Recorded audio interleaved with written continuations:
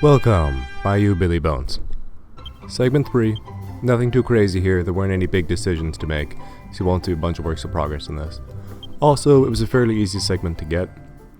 On my 7th attempt, I got a segment that would work. On my 20th, I got a fast one. So pretty cut and dry, pretty quick to make.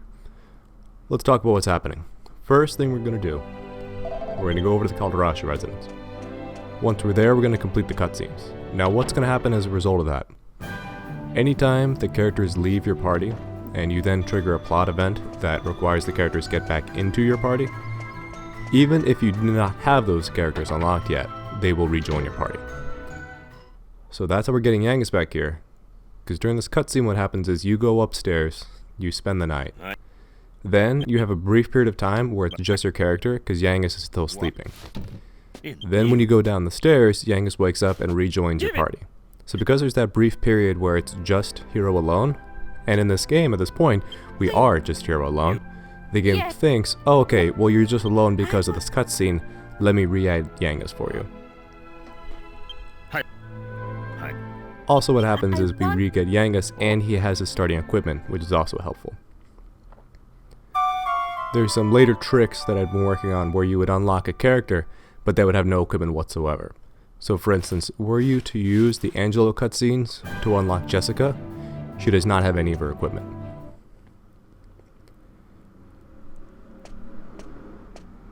So after the last segment, we're now at level 6, and we've completed the geyser quest. By being at level 6, that gave us the power to have a vac, which is going to be a very useful spell. First, it got us out of that geyser dungeon very quickly. Second, it's going to enable us to re-get the boat. So we're...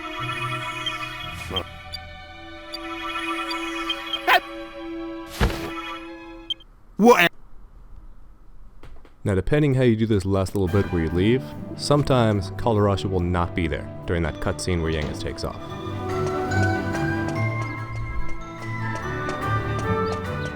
We can't just wing out after that cutscene, the game won't allow us to because it has one more cutscene with Trode to show off here.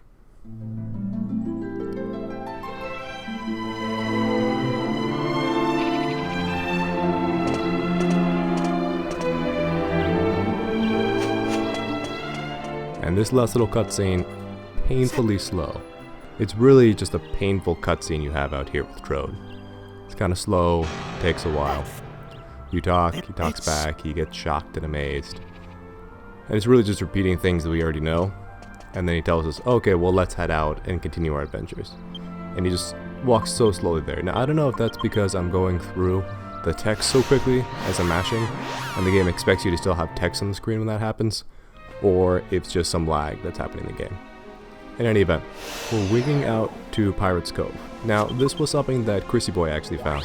If you wing into Pirate's Cove, there's no boat, because you've lost the boat by that save, but if you evac from here, the game has to do something.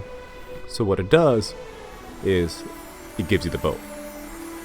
But the first time you do this, because you've never unlocked the boat at all, the first time the game gives you the boat, instead of just the boat appearing, like it did before, it does this opening cutscene. Now you might remember this cutscene if you played through the game casually. After the uncomfortably attractive moon prince unlocks the boat for you, there's this long cutscene where the boat goes up in the sky and comes back down because he carries it out there. Also, this cutscene is a little over a minute, so if you're running this game RTA, you need little breaks to go to the bathroom and get some food, great break here. It's a little over a minute of absolutely no input. There's nothing you can do, it's just the boat moving. Your inputs do nothing. So you have a minute to yourself to just do whatever. Every other time that we do this trick at a Pirate's Cove, we will not get this cutscene. So that changes the order of how we want to go to things, because the placement of the boat right now, a little bit over those hills where the boat originally was sunk at the bottom, just past Hilltop Hut, between Hilltop Hut and Trode. So right now we are the closest we're ever going to be to the south end of that far continent. So what we're going to do is we're going to go straight to the Argonia area, because that's actually the closest to us right now.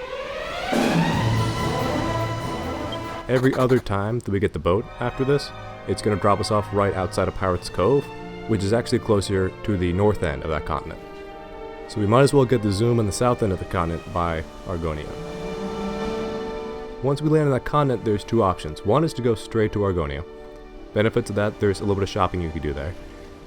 While we had a bunch of gold, as far as the beginning of the game, that much gold does not go very far later on. Were we to do some shopping in Argonia, we could buy one axe for 4,300 gold. At this point, I don't think we even have 4,300, we have to start selling things just to get one axe. So gold will start becoming fairly tight after this.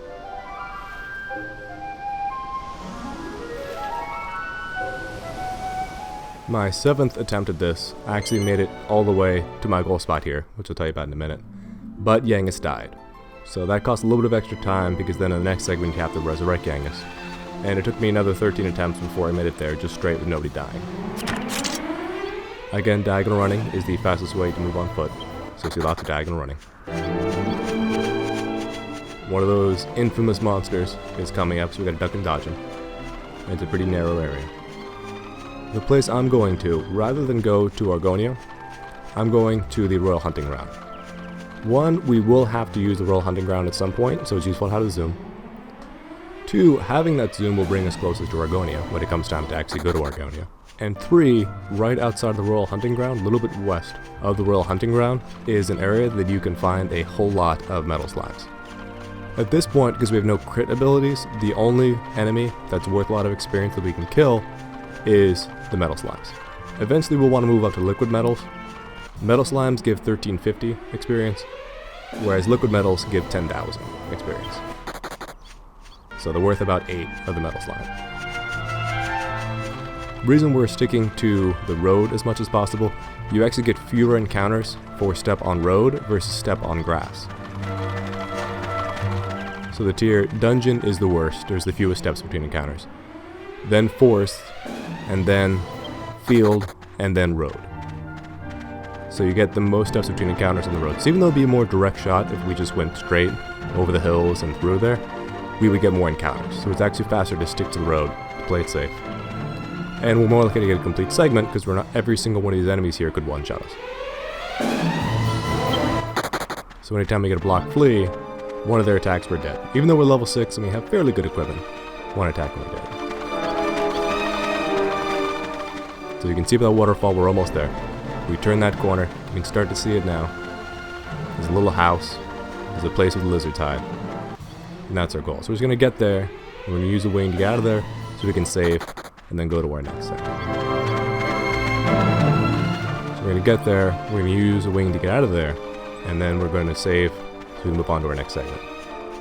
Now I'm not sure exactly where the zoom trigger is, it might be as soon as you cross that fence, but just to be safe from running actually into the hunting ground and then using a wing. And you can see that Royal Hunting Ground show up on the zoom list means, okay, you got the zoom.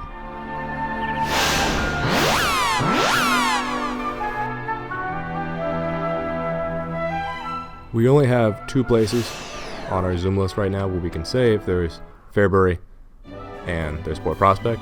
So we're using Port Prospect just because it's a shorter run to the church here than it is in Fairbury, because Fairbury you have to go all the way up those stairs and then turn and then go there.